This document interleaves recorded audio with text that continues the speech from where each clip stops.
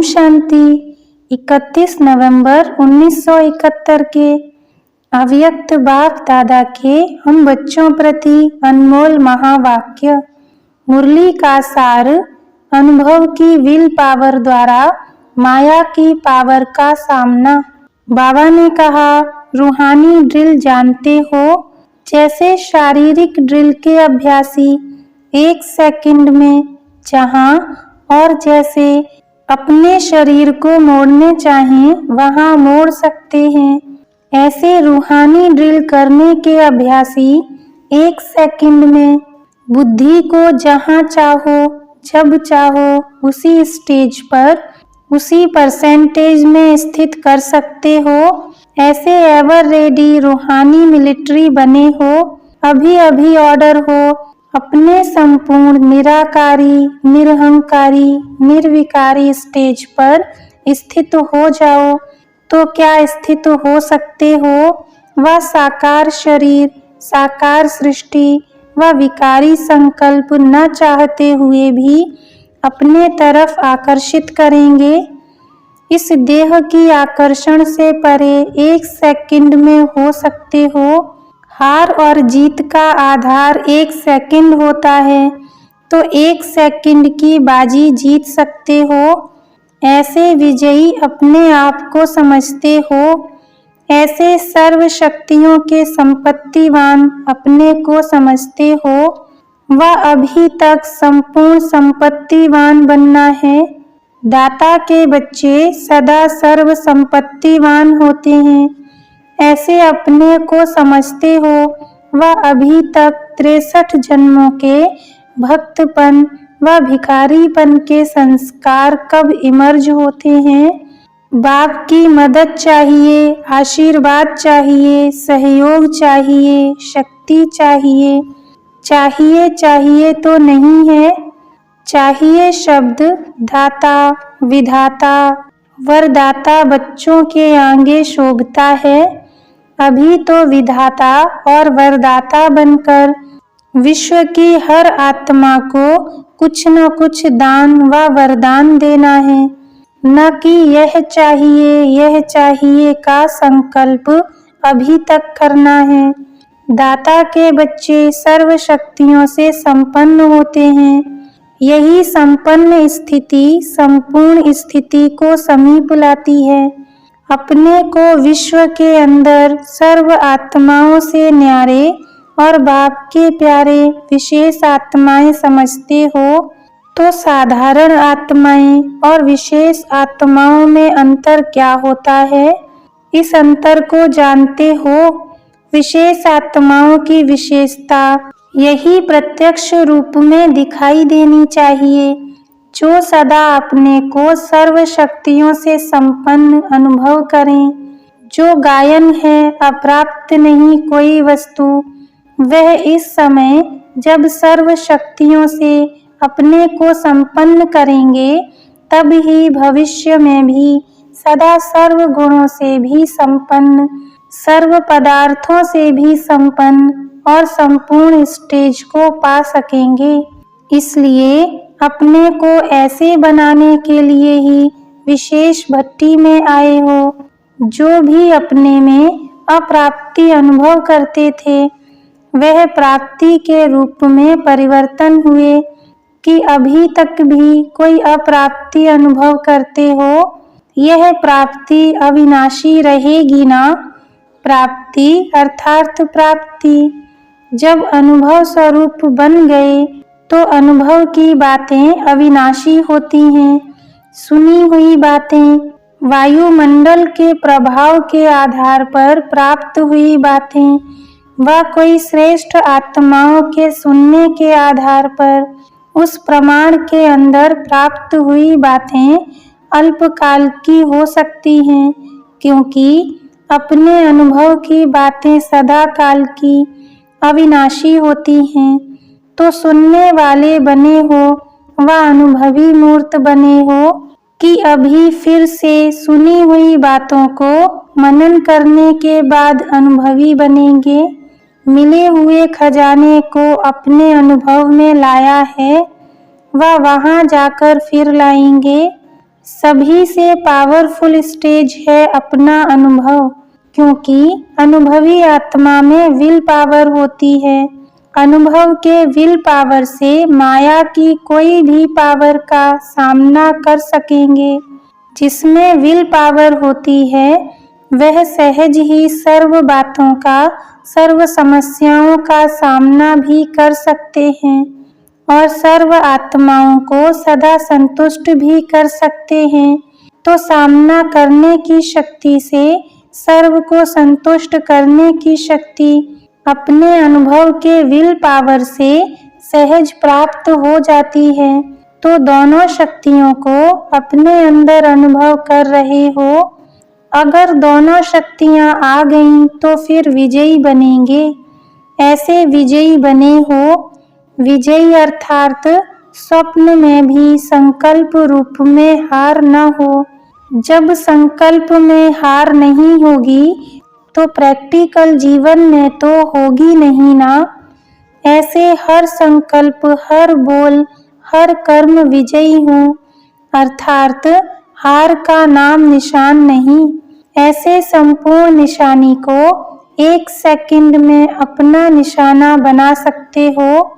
जैसे जिस्मानी मिलिट्री वाले 1 सेकंड में अगर निशाना नहीं बना सकते तो हार खा लेते। निशाना ठीक होता है तो विजयी बन जाते हैं। ऐसे अपनी बुद्धि को इस निशाने पर 1 सेकंड में ठीक टिका सकते हो। ऐसे एवर रेडी बने हो कि मेहनत करने के बाद निशाने पर स्थित हो सकते हो।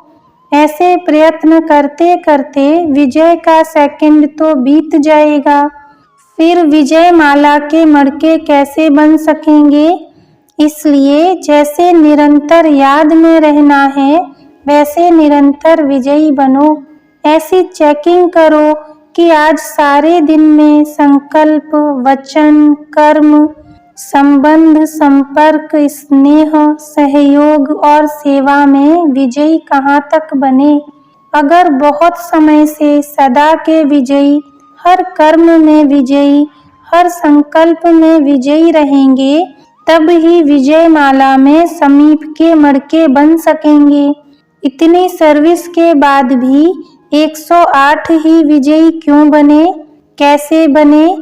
इस पुरुषार्थ से ऐसे श्रेष्ठ बने तो बहुत समय से सदा के विजयी बनेंगे, तभी बहुत समय से यादगार बना सकेंगे। इसलिए अब क्या करेंगे? भट्ठी का परिवर्तन यही करना है जो बहुत समय से सदा के विजयी बन जाएं। ऐसे अनुभव अनेक आत्माएं आप लोगों द्वारा करके जाएं। यह अनुभव अव्यक्ति वतन से अव्यक्त स्थिति में स्थित रहने वाले अव्यक्त फरिश्ते व्यक्त देश में विश्व कल्याण के निमित्त आए हुए हैं। आपके प्रवृत्ति वाले आप आत्माओं में ऐसा परिवर्तन अनुभव करें। इसको कहा जाता है भट्ठी का परिवर्तन। नैन रूहानियत का अनुभव कराएं। चलन बाप के चरित्रों का साक्षात्कार कराएं। मस्तक मस्तक मणि का साक्षात्कार कराएं।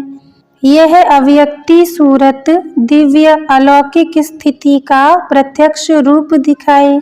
आपकी अलौकिक वृत्ति कोई भी तमोगुणी वृत्ति वाले को अपने सतोगुणी वृत्ति की स्मृति दिलाए। इसको कहा जाता है परिवर्तन व इसको ही सर्विसेबल कहा जाता है, जो हर कदम में सर्विस में तत्पर रहते हैं।